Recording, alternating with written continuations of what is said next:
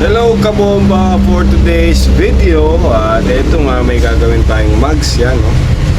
Mugs ng NMAX. So i-repaint natin yan from black, gawin natin na white yan, no? Yan. So kakalasin natin yung harapan, tapos kalasin natin din yung likuran na yan. Medyo madugo at matrabaho po ang pagbaklas ng mga mugs nito, pero tsatsagayin natin, wala rin tayong ginagawa, so gawin na natin. Alright, idol, peace.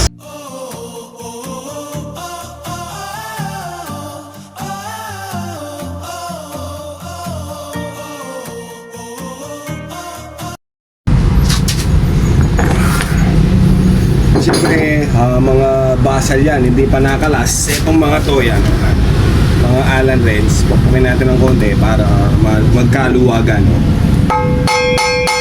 Saka para hindi masira at hindi malostre. Okay? Ano yung technique dyan, mga idol? Tapos mong pinukpukan, o try mo na doon sa Allen wrench mo kung medyo hindi na naglalaban pag kinalas natin. Yes pa.